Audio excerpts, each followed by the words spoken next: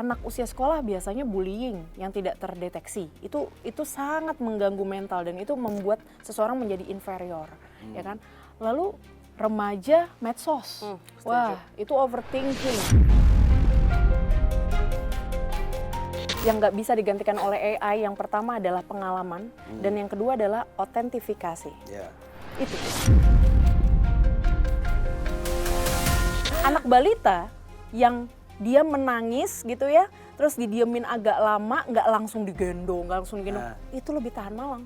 Orang yang punya penyakit tuh nggak pengen gitu ya, punya penyakit kayak gitu. Makanya kalian jangan self-diagnose. Kalau seandainya kita mau menghindari penyakit mental health, ya kita cegahnya dengan cara ceria. Pertama, cerdas, emosional, spiritual, intelektual, dan adversity quotient. Yang kedua, E-nya empati. R, rajin beribadah. I, interaksi yang bermanfaat. Jadi kalau nggak bermanfaat, tinggalin circle itu. Dan A adalah asa, asi, asu dalam keluarga dan juga lingkungan. Jadi sehat itu tidak hanya fisik, tapi juga mental.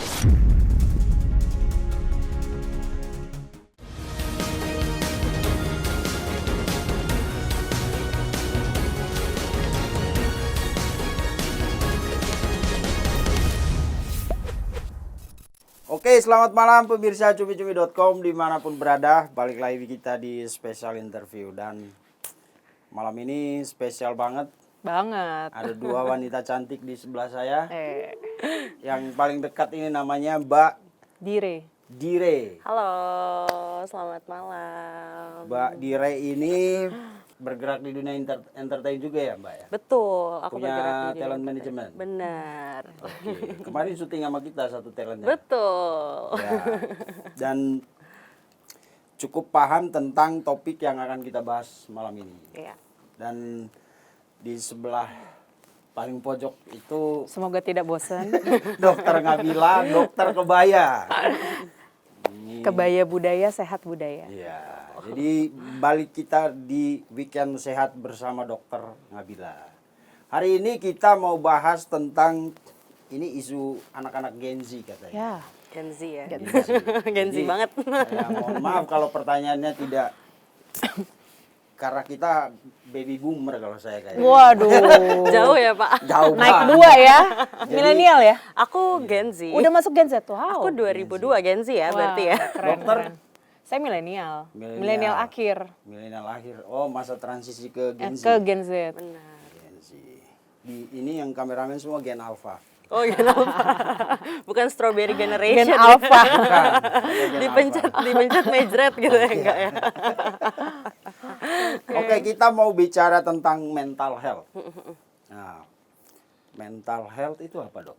Ya, jadi peneliti Jepang, profesor di Jepang bilang 90% penyakit karena pikiran, 10% karena makanan. Jadi kita kenal di dunia kedokteran itu penyakit psikosomatik, sakit kepala, muncullah karena dia stres. Jadi sehat itu tidak hanya fisik tapi juga mental. Pantesan yang di sini sehat-sehat semua. Ya. Karena otaknya nggak ada, nggak mikir kan, nggak mikir jadi nggak ada beban hidupnya, sehat semua gitu. Mereka nggak mikir dong, otaknya udah dicabut. Udah hilang Sama ya kayak akalnya saya ya. juga. Makanya kita makan yang dari kemarin dokter kan bilang nggak boleh yang 5 5G. itu kan, 5G itu. Ini tiap hari makan, ya cuma tadi alat berpikirnya udah dicabut kan. Nggak ada akal pikiran ya berarti ya. Mereka nggak ada beban. Jadi kalau sumber penyakit itu 90% dari pikiran, maka kita di studio ini orang-orang sehat semua. Orang sehat siap. Karena udah Selalu sehat bahagia. ya. Iya, udah Kuncinya nggak itu harus bahagia, positive thinking. Dan udah nggak mikir kita ini. Kemudian gini Dok, Ah, ini kan penyakit mental ya. Kalau orang bilang mental health, apa hubungannya sama? Apakah selalu kesehatan mental itu mempengaruhi kesehatan fisik atau kadang-kadang kesehatan fisik itu mempengaruhi kesehatan mental? saya bisa bilang mental lebih mempengaruhi fisik. Karena kadang-kadang gini, orang sakit mental itu awalnya biasanya dia dari kurang tidur, ya kan? Kurang tidur, stres, sehingga dia uring-uringan, depresi, kayaknya ada merasa kurang, bahkan bisa sampai craving, akhirnya makan banyak, overweight, obesitas. Jadi kenapa seseorang bisa overweight, obesitas? Awalnya itu adalah karena dia tidak makan dia tidak tidur yang cukup, tidak punya mental health yang cukup kayak gitu. Oke. Apa mental health tuh selalu diterjemahkan sebagai depresi, stres, frustasi. Kalau menurut pengalaman Mbak Dire, pernah nggak lihat teman-teman yang mengalami mental health? Oke, kalau menurutku terkait mental health sendiri ya sebenarnya aku tidak pernah mengklaim diriku memiliki suatu case penyakit terkait di mental karena kan seperti kita tahu ya dok, kadang sugesti itu benar akan mempengaruhi aktualnya seperti apa benar ya. Nah tapi banyak banget gensi-gensi yang aku temuin khususnya beberapa teman-temanku tuh yang kayak sebenarnya dia nggak tahu kalau dia bipolar gitu, let's say ya. Tapi ternyata karena dia riset bipolar itu apa, terus dia merasa oh gue relate lagi sama bipolar, jangan-jangan itu gue namanya bipolar. Betul. Kayaknya dia malah jadi kayak self-diagnose. Dia malah jadi self-diagnose sendiri, terus dia stres sendiri, at the end malah bener terjadi yang sebenarnya padahal dia nggak kayak gitu. Terus ada juga mungkin teman-temanku yang kayak, ini sepandangan aku ya, ada dari mereka yang kayak mereka mengkampanyekan seolah-olah mereka mengerti akan yang namanya mental health gitu. Tapi di satu sisi dia pun juga nggak punya literasi yang cukup sebenarnya terkait mental health itu. Cuma mau kemakan FOMO ya, fear of missing out karena orang-orang lagi bahas mental health yang satu. Gue kayak gini kalau kata psikolog gue juga kayak gini, terus yang lain nggak mau kalah, kayak seakan-akan mental health itu udah jadi satu gaya hidup kali ya, lifestyle menurut mereka. Orang yang punya mental health tuh orang yang butuh atensi khusus, mungkin kayak gitu ya. Sebenarnya satu hal ya Mas Vincent, Mbak Dire, bahwa kita harus menjadikan masalah mental health ini bukan menjadi stigma. Sekarang rumah sakit itu udah nggak ada lagi rumah sakit jiwa, semua rumah sakit umum. Ya karena kita untuk memecah stigma tersebut. Ya, jadi justru kalau ada orang yang ke profesional, saya bilangnya psikolog dan psikiater itu profesional. Bedanya psikolog nggak bisa ngasih obat, psikiater bisa. Nah, ketika orang ke profesional, justru dia itu self love. Justru dia itu melakukan sesuatu agar tidak lebih membahayakan dirinya sendiri. Karena gini, gejala mental awal itu sangat jarang diketahui ya. Gejala mental awal tuh sangat jarang diketahui. Apa aja? Biasanya kalau dia udah mulai sulit tidur, overthinking, males ngapa-ngapain, males mandi, males kerja, males ketemu orang, ya kan? Agak mulai moodnya swing, suka sedih, ya. Itu sebenarnya gejala awal. Cemas, itu adalah gejala awal. Nah, kalau gejala awal itu sebenarnya sudah saatnya dia harusnya ke profesional. Nah, kenapa harus ke profesional? Biar dia yang pertama tidak perlu minum obat seumur hidup, ya, tidak perlu minum obat sama sekali, cukup konseling aja. Terus juga dia bisa kualitas hidupnya bagus. Karena gini, kalau yang mental health ringan tidak dibawa ke profesional, dia kan akan jadi berat. Benar. Bisa sampai halusinasi, yang paling parah kan ingin mencelakakan diri. Nah, apa bahayanya? Yang pertama, dia jadi harus minum obat dalam waktu panjang atau seumur hidup. Yang kedua, dia tidak akan sembuh 100%. Kalaupun minum obat, dia akan ada gejala sisa. Pasti. Dia akan mencelakakan diri dia sendiri atau orang lain, ya kan? Dan juga kualitas hidupnya menurun. Jadi kita harus kampanyekan justru stop stigma terhadap gangguan mental, itu suatu masalah yang biasa. Jangan sampai kita self-diagnose. Kalau ada sesuatu yang nggak wajar, datang aja ke pakar. Kita cuma ngobrol-ngobrol aja, nggak perlu obat, bisa sembuh kok. 100%. Karena sebenarnya mostly kayaknya anak muda sekarang tuh yang dibutuhkan memang teman ngobrol ya dok. Kayaknya anak-anak kesepian nih kayaknya yang butuh teman ngobrol biar dia bisa sharing, dia dapat insight. Sebenarnya itu pun cukup gitu kan ya. Sekarang ChatGPT jadi. Iya benar. Dan baru banget, sorry Pak, tadi malam aku baru curhat. Menurut Mbak Dire, kenapa ruang obrol kan di rumah ada keluarga, ada ayah, ibu, saudara-saudara. Ini menarik sih sebenarnya. Kenapa harus keluar gitu kalau ngobrol? Kalau sekali-sekali sih oke, kalau tiap hari repot juga. Benar, ini menarik sih. Ini salah satu komplainan mamaku sebenarnya. Oh, berarti Mbak sama Dire aku termasuk. benar, dia tuh selalu bilang, kamu kenapa sih main terus keluar, nih zaman SMA ya, kenapa sih main terus keluar, di rumah tuh ada adik-adik, ada siapa. Tapi aku nggak menemukan sebuah kenyamanan lagi untuk aku cerita gitu. Jadi aku yang di rumah tuh selalu dilihat sebagai anak yang oke, dia bisa kok menyelesaikan masalahnya sendiri. Tapi sedangkan kalau aku ngobrol sama teman-temanku, aku mendapati sebuah kenyamanan yang kayak gue bisa lebih jadi plong diri sendiri. Iya, dan sedangkan kalau di rumah kan karena aku anak pertama kali ya, sebenarnya mereka juga tidak menuntut aku untuk selalu senang-senang aja, enggak. Cuma kadang tuh sometimes ada momen-momen yang kayak aduh kayak gue nggak boleh deh selebay ini di depan adik-adik gue atau di depan keluarga gue, lebih yang kayak gitu sih. Itu kayaknya penyakit anak pertama deh. Maksudnya gitu ya? Bukan penyakit ya. Bukan penyakit anak pertama. Kayak memang harus jadi role model. Benar. Itu jadi kayak harus menjadi perfect one, sehingga kayak nggak boleh lemah. Kelihatan gitu lemah, sehingga ya udah nggak sefrekuen tuh di keluarga untuk curhat, tidak menjadi diri sendiri, sehingga butuh circle lain untuk melampiaskan. Benar. Nah itu juga sebenarnya kalau menurutku, bahkan aku untuk cerita ke temen juga itu agak lebih susah sih. Biasanya tuh aku melampiaskan itu ke pasangan. Misalnya kayak dulu aku punya pacar, terus aku ada suami atau gimana, itu aku lebih senang untuk discuss sama mereka justru dibanding ke teman. Karena kalau ke teman, aku sebenarnya tipikal orang yang gengsinya maksimal ya. Jadi daripada aku cerita sama orang cuma diketawain, mendingan kayak ya udah orang biar melihat personal branding gue aja. Iya benar. Gitu. Ya. Saya kadang kalau bicara tentang mental health tuh, karena kita dulu lahir di zaman dimana tempaannya keras sekali, ya kan. Jadi kalau telat lu dipukul, lu dijewer, lu ditampar. Iya, benar. Saya masih ngerasain juga itu. Aku juga setuju.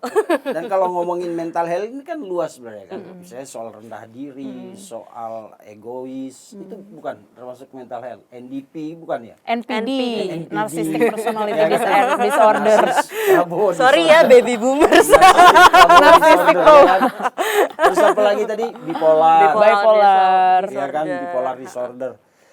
Tapi kayak zaman saya dulu nggak ada yang gitu-gitu. Apa karena medsos? Medsos. Literasi sih. Iya. Kalau sekarang karena kalau kita ngomong psikologi itu kan termasuk ilmu yang paling tua. Dan zaman kita lahir udah ada juga psikologi itu kan, psikolog, psikiater udah ada. Tapi kayaknya orang nggak konsen amat sama mental health gitu. Iya, karena yang sekarang lebih aku lihat media sosial ya. Jadi masalah mental health itu bisa kena di semua spektrum usia. Dari balita bisa kena karena screen time, orang tuanya sibuk, bekerja segala macam. Screen time akhirnya apa? Sedentary life, obes, gemuk, akhirnya dia jadi prestasi belajar menurun, nggak pede, dibully karena obesitas. Nah, itu masalahnya. Kadang-kadang dia hiperaktif, dibilang nakal, dijewer, padahal itu adalah bentuk salah satu kreativitas, kecerdasan motorik, ya kan? Terus anak usia sekolah biasanya bullying yang tidak terdeteksi. Itu sangat mengganggu mental dan itu membuat seseorang menjadi inferior, ya kan? Lalu remaja medsos. Wah, itu overthinking. Tekanan sana sini. Insomnia. Tidak produktif. Sekarang prefernya benar-benar ya udah nggak ngelihat. Kadang-kadang sekarang kan udah ada tipenya itu silent reader. Ya, silent reader. Sekarang lagi masanya silent reader. Jadi mereka baca tapi nggak react, nggak memposting apa-apa. Tetapi itu jadi suatu tekanan, pressure dan perbandingan comparison. Nah, nanti kita bicara lagi ke orang tua pramenopause, dia udah punya bentuk gangguan hormon yang uring-uringan, nanti ada kepikunan juga pada lansia. Postpartum baby blues, ya 20% terjadi pada ibu-ibu baru lahir. Itu suatu spektrum permasalahan kesehatan mental yang makin kesini makin diperparah menurut saya oleh medsos. Ya karena medsos itu benar-benar mengenai semua kelompok usia tadi. Impactful ya. Impactful karena jadi jatuhnya comparison. Yang dibedain dengan zaman dulu, orang kalau stres dia akan wisata alam. Dan banyak sekali studi menyebutkan wisata alam, melihat pemandangan, melihat yang hijau-hijau segar-segar itu pasti akan refresh otak. Ya kan, sekarang orang lebih memilih untuk scrolling medsos atau dia FOMO atau mencari validasi karena dunia medsos kan seperti itu. Itu kan penyakit mental semua, validasi. Ya pasti itu juga salah satunya.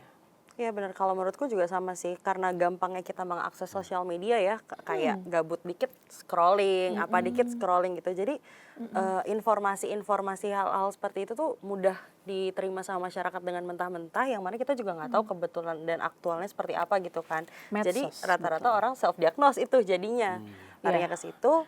Kekuatan pikiran menjadi realisasinya seperti itu ya dok ya. Dan sebenarnya medsos itu kan adalah flexing terselubung yang kita nggak tahu behind the scene. Kadang-kadang orang kan ngeliatnya cuma yang indah-indahnya aja. Medsos itu semuanya isinya flexing, nggak mungkin nggak flexing. ya kan? Nah, tapi behind the scene-nya apa yang terjadi orang tidak ditampilkan kan? Betul. Sehingga tidak mendapat Prosesnya. cerita secara utuh. Nah, itulah tadi self-diagnose setuju sekarang Kementerian Kesehatan, Dinas Kesehatan DKI sudah memiliki layanan konsultasi online ke psikolog. Di puskesmas, psikolog klinis, semua puskesmas kecamatan sudah ada, itu gratis. Kalau mau ke rumah sakit, rujukan berjenjang BPJS, bahkan sekarang di RS Soeharto Herjan, misalnya RS Grogol, itu sudah bisa rehabilitasi psikososial, artinya untuk yang pernah kejiwaan berat ya, skizofrenia, itu bisa dilatih sampai dia bisa punya prakarya, bisa berdaya, bisa menghasilkan uang, kayak gitu. Itu udah saking sampai ke negara sudah menjamin seperti itu ya, untuk program yang gratis. Tapi juga online pun ada. Jadi kalau yang malas, takut, kan sekarang kan masyarakat kadang-kadang kalau disuruh ke psikolog, ke psikiater dianggapnya gila. Iya, betul. Nah itu yang harus kita putus, padahal itu self love. Nah kalau yang pada males kayak gitu bisa dari rumah, nelpon atau chat. Baik itu yang gratis, berbayar, tapi kalau dari pemerintah gratis. Jadi harus mendekatkan layanan curhat tersebut kepada masyarakat agar tidak self diagnose, self treatment tadi. Itu intinya. Nah itu kan sebenarnya kalau tadi butuh validasi, terus apalagi tuh orang-orang yang merasa merendah diri dan lain-lain, Gak pede atau gitu ya. bipolar dan lain-lain, itu kan itu sebenarnya akarnya cuma satu sebenarnya kan, membangun karakter dan kepribadian. Kalau orang punya karakter, dia nggak peduli sama lingkungannya. Maksudnya bukannya antisosial, enggak. Ketika Jadi diri sendiri. kalau anak-anak sekarang kan misalnya di lingkungan kerja ditegur, dimarahin, dikasih ini, itu langsung down. Padahal ya tergantung. Makanya kalau saya bicara tentang kesehatan mental atau mental health itu, saya pikir ya tergantung ketahanan mental.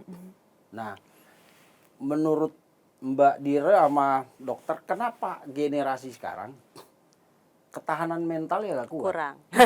Iya kan? Coba Mbak Dira jawab sebagai Gen Z. Karena saya termasuk orang yang ketika rame orang bicara tentang mental health, saya bilang bullshit lah. Oke.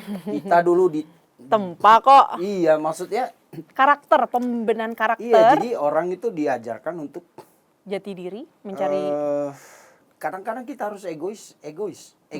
Harus punya pendirian, iya. menjadi diri sendiri. Iya, kadang-kadang kita egosentrik juga ya. Jangan terlalu peduli sama orang. Ah. Kapan lu harus peduli, kapan enggak. Kalau hal-hal yang ya nggak mempengaruhi hidup gua, ngapain? Benar. Gitu kan. Nah, coba jelaskan kenapa penting sekali kita bicara mental health sekarang. Oke. Ya. Aku Jadi, jawab dulu nih. ya, Silakan. Mbak Dira. Boleh ya, aku duluan ya. Ini sebenarnya pembahasan menarik dan agak memancing adrenalin saya sih, Pak. Kalau dibilang Gen Z itu lemah, sebenarnya enggak, Pak. Menurut Iya. saya enggak gitu. Sebenarnya kenapa dia gampang kayak dibentak sendiri keluar dari kerjaannya. Ini sendiri keluar dari kerjaannya. Kenapa? Kalau yang aku lihat sekarang ya, karena literasi kita juga udah lumayan banyak terkait mental health dan lain-lain, mereka itu punya ego yang namanya tuh terkenal dengan work life balance. Iya. Jadi ketika dia bekerja tapi dia tidak mendapatkan life balance-nya, ngapain gue kerja? Tujuan gue kerja untuk gue dapetin life balance yang gue mau gitu Kalau kan. kita dulu kan kerja ya untuk hidup. Betul. Nah, cuma kan sekarang tuh banyak gensi-gensi yang dibilang, lo lemah banget sih, baru diginiin aja lo udah keluar. Sorry banget nih, sorry banget sebelumnya. Iya. Banyak gensi-gensi di luar sana, itu tuh yang melakukan pekerjaan itu ada banyak, Pak. Iya. Contohnya saya. Betul. Saya itu berkuliah, saya seorang ibu, Iya. saya punya talent management, dan saya Iya. punya usaha. Iya. Jadi yang kita lakukan banyak hal. Iya, Jadi ketika salah satu dari ini di luar koridor pikiran atau kayak timeline yang mau saya jalanin, saya merasa terancam atau tidak dihargai dari sini, bukan satu hal yang membuat saya pusing untuk saya melepaskan salah satu pekerjaan saya karena saya punya pekerjaan yang lainnya yang lebih menghargai saya. Itu mungkin ya beberapa gensi ada yang seperti itu juga. Cuma ada juga yang kayak itu tadi di awal yang saya mention, ketika saya kerja di sini, saya udah totalitas tapi atasan saya tidak menghargai saya. Saya kenapa saya segampang itu melepaskan? Ya karena yang saya cari itu life balance-nya nih. Jadi bukan mungkin mimpinya gensi sekarang itu bukan lagi dia punya rumah di Menteng, rumah di Pondok Indah atau seperti apa, tapi dia lebih pengen hidupnya damai. Gue pengen punya uang itu bisa gue nikmatin, bukan gue tumpuk. Terus endingnya kita nggak tahu nih apakah cuma untuk bayar pengobatan gue di masa tua atau kayak gimana, kayak gitu sih kalau menurut gue ya. Jadi kalau Gen Z tuh kerja untuk hidup. Kalau zaman kita dulu kayaknya hidup untuk kerja aja gitu ya. Mungkin itu salah satu stigma yang tertukar kali ya. Iya, tapi kan gini, kalau di dunia kerja itu kan ada aja persoalan dan atasan itu berbeda-beda. Ada satu teman saya dulu, dia atasan, kejam sekali. Karyawannya keluar masuk. Tapi 2 atau 3 tahun belakangan itu keluar masuknya itu lebih cepat. Turnovernya cepat. Ya, karena apa? Karena yang udah masuk ke Gen Z kan, nggak ketemu sama polanya si Mon ini. Jadi karena saking kejamnya dia, orang keluar masuk. Kalau zaman dulu orangnya nggak berubah, atasannya itu nggak berubah. Tapi zaman dulu nggak secepat itu. Padahal kalau dilihat, kalau orang bilang kan sekarang mencari kerja lebih susah ketimbang dulu kan. Nah, sementara dulu orang sekejam itu dia, tapi orang-orang bertahan di bawah dia. Kerjaan nggak susah. Kerjaan nggak susah dulu. Maksudnya masih banyak lah. Ada kalau lu keluar dari sini bisa ada pabrik, bisa. Kalau sekarang kan susah, ya kan. Setuju. Tapi orang karyawan tuh kayak cepat banget ngambil keputusan. Gua nggak bisa. Apakah itu? Dan saya pikir itu dasarnya mental health ya. Ketahanan, karena kan setuju Mas. Jadi Gen Z ini kalau menurut saya kurang ketahan malangan, adversity quotient. Jadi ada IQ intelektual, emotional quotient, spiritual quotient, dan adversity quotient. Jadi ketahan malangannya ini kurang kalau menurut saya. Jadi jiwa di tempanya itu kurang. Kalau seandainya kita mau menghindari penyakit mental health, ya kita cegahnya dengan cara ceria. Pertama, cerdas emosional, spiritual, intelektual, dan adversity quotient. Yang kedua, E-nya empati. R, rajin beribadah. I, interaksi yang bermanfaat. Jadi kalau nggak bermanfaat, tinggalin circle itu. Dan A adalah asa, asi, asu dalam keluarga dan juga lingkungan. Jadi udah jelas bahwa adversity quotient itu atau ketahanan malangan itu harus ditempa juga dalam hidup. Kayak gitu, sehingga kita benar-benar bisa, menyadari ya work-life balance. Misalnya saya setuju banget. Karena kan kalau sehat, saya sering bilang cerdik ya, cek kesehatan rutin, nyakan asap rokok, rajin aktivitas fisik, diet seimbang, istirahat cukup, kelola stres.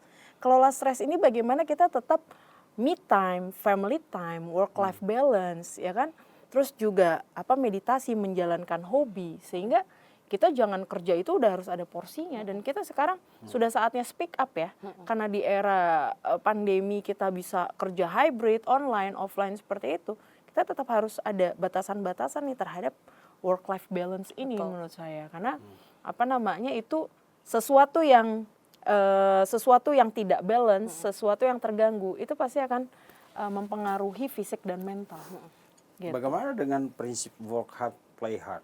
Ya lu harus kerja keras dulu kalau mau happy-happynya juga habis-habisan gitu. Iya, bisa.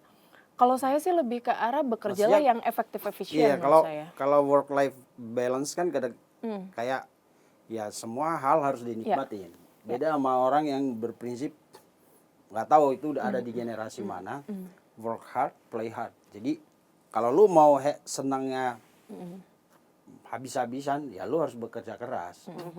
Dan bekerja keras itu selama lu ada digaji ya istilahnya. Selama lu masih jadi kayak budak korporasi, ya ketentuan dia harus diikutin. Termasuk menghadapi atasan-atasan yang kadang-kadang kejamnya keterlaluan juga. Betul. Aku setuju ketentuan. Ya kan, nah itu kan yang kadang-kadang ya saya nggak tahu ya benar apa enggak. Kata-katanya, wah susah kerja sama anak Gen Z sekarang, dimarahin dikit. Bisa berontak, ya. Dimarahin dikit ya, ketahanan malangannya itu sangat kurang. Kalau Mbak Direk gimana? Kalau ngobrol sama teman-teman seusia, seangkatan gitu, seleting gitu, gimana? Sering nggak sih bahas soal gini, misalnya pengalaman ada Terkait tiba-tiba mental teman health yang gitu. tiba-tiba pergi atau merasa stres di tempat kerja, kenapa gitu, atau di lingkungan pergaulan aja. Oke, sebenarnya kalau kita ngomongin itu sih banyak ya. Aku mau sedikit colek nih yang tadi work hard play hard, berarti kan sama aja kayak berakit-rakit ke hulu, bersenang-senang kemudian. Nah, kalau yang aku tangkap dengan teman-temanku, jadi aku sebenarnya gini, tadi kan Bu Dokter sempat mention kalau misalnya lingkungan yang tidak bermanfaat tinggalin aja. Betul. Dan aku tuh memang menerapkan filterisasi itu di dalam hidupku. Kenapa? Aku nih orangnya, aku suka kerja ya, dan aku suka sesuatu yang berbau-bau project atau menghasilkan sesuatu. Dan aku Kamu kerjanya efisien dan output oriented itu bagus. Oh benar gitu ya. Pokoknya apa aja harus jadi duit gitu. Iya. Sesuai selera tapi. Iya. Itu memang harus dicatat, harus dicontoh. Sesuai selera. Pokoknya kalau ada opportunity gas aja gitu ya. Betul. Lama-lama itu akan terfilter sendiri. Jadi aku ngerasa circle yang ada di kehidupan aku orang-orang yang sama mirip-mirip nih sama aku. Nah, kata-kata kerja keras itu jadi berubah, jadi kerja cerdas. Jadi gini, mungkin kalau misalnya kita kerja di satu perusahaan dengan gaji UMR gitu ya, untuk anak seumuran aku mungkin ya gajinya UMR, untuk dapetin 100 juta pertama kayak butuh waktu berbulan-bulan gitu. Gimana ya caranya bisa kita kerja cerdas? Oke, gue tetap kerja di sini tapi gue bisa menghasilkan lebih gitu. Mungkin dengan kita kejar dari KPI marketing misalnya, let's say ya, seorang aku sales gitu ya, marketing. Mungkin aku bisa kejar dari situ dengan berbagai cara yang bisa aku lakuin.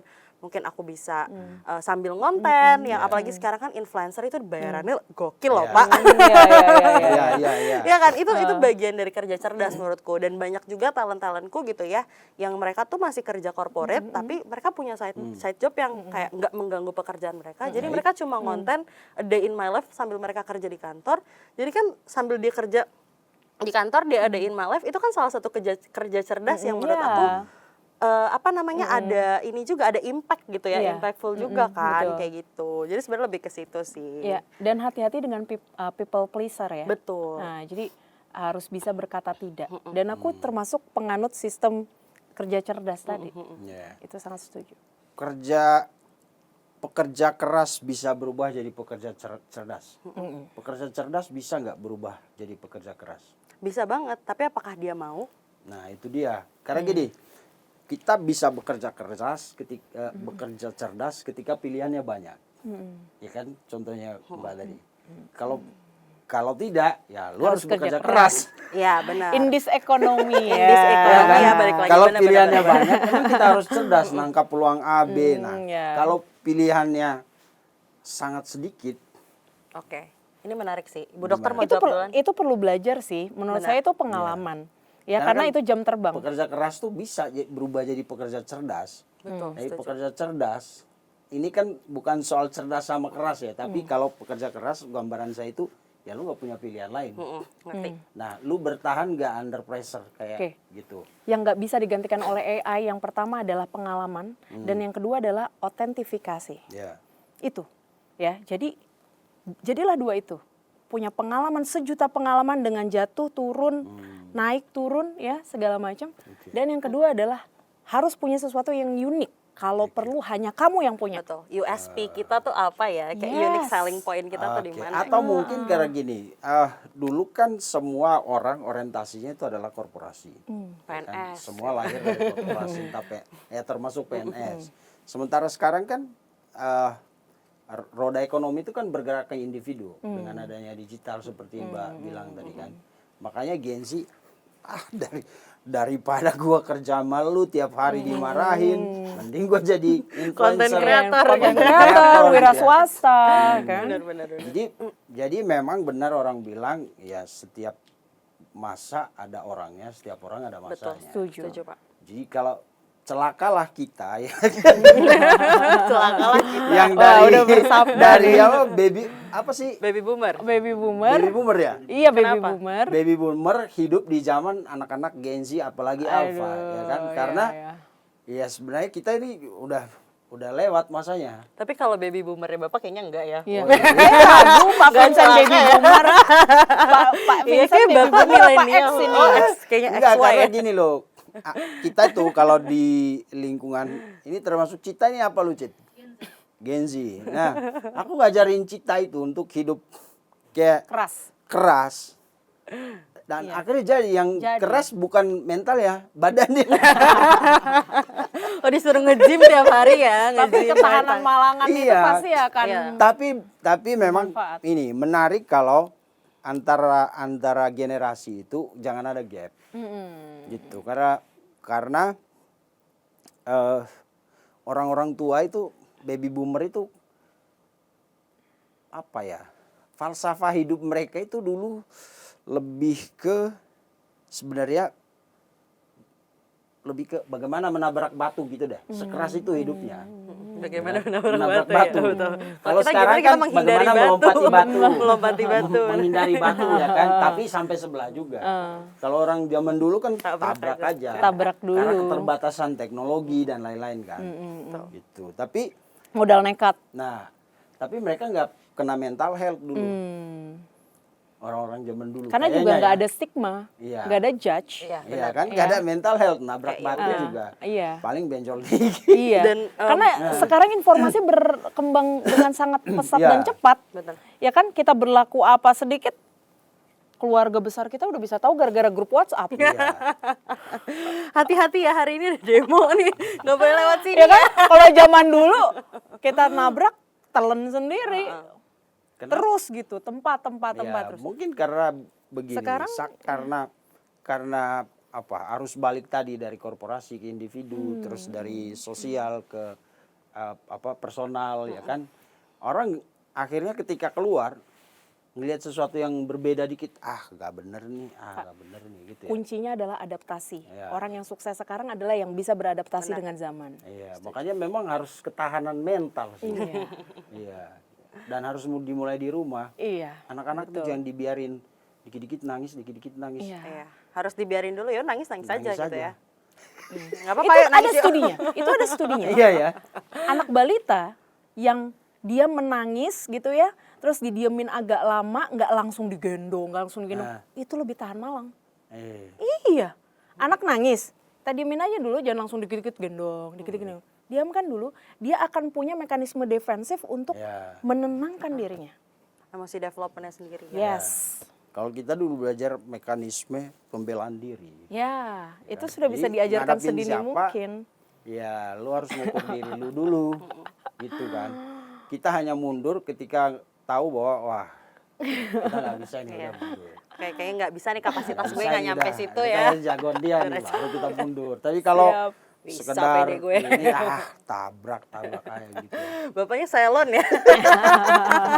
Bukan maksudnya Takut saya jadinya, Pak. dididik di tempat yang agak Iya, betul. dengan apa ya, kultur yang keras juga di NTT, di Flores gitu ya. Jadi orang tua itu marahin anaknya suara pelan, menengah, tinggi, masih belum juga rotan. Iya. Sorotan. Tapi memang kultur itu sangat berpengaruh juga sih. Saya juga ditempanya keras karena Saya orang kadang-kadang Sumatera. kalau ngelihat Oh Sama, iya, iya. Sumatera mana dokter? Aku Batak sama Lampung. Oh, papaku Iya. Padang. Jadi aku nggak Padang. dapat tapi Padangnya. nasinya doang. Dapat nasi Padang aja pagi sore. Kulturnya enggak. Nggak boleh ya? Oh, Jadi boleh. boleh ya, nggak boleh Nasi sebut Padang ya. pagi sore. Dibahas. Yang dulu. merasa enggak. Iya benar-benar. didikan keras itu ya tergantung keluarga juga. Iya. Apalagi kakek Abri kan. Jadi Wah, wah itu. itu benar-benar aku Militer. kalau belajar ceples. Iya. Nah, udah yang gitu. Dan kalau enggak ya enggak. Enggak boleh dilanggar. Kalau Iya. ini enggak. Enggak bisa karena lagi happy boleh-boleh aja. Siap Enggak. salah gitu. Siap salah. Salah juga siap. Salah siap, pokoknya siap terus. Seru Jadi ya. apa ini yang kita bisa sampaikan soal mental health? Coba dokter dulu boleh, nggak apa-apa. Oke. Ya, jadi tadi ya penting bahwa sekarang masalah mental itu menjadi suatu ancaman besar. Ya, kalau saya lebih melihat dari media sosial, bagaimana comparison ya, itu yang membuat seseorang menjadi punya jiwa-jiwa yang ingin merdeka ya, dan ketahan malangan dan kemampuan adaptasi itu sangat penting. Dan saya pesannya cuma satu, please, mental health itu adalah masalah kesehatan biasa, jangan pernah menstigma. Orang yang datang ke profesional, psikolog atau psikiater, artinya dia sayang pada dirinya dan dia ingin mencegah terjadi hal yang lebih buruk sehingga tidak perlu minum obat sama sekali atau minum obat seumur hidup, dia bisa sembuh 100%. Betul. Kalau dari aku sih kurang lebihnya sama ya.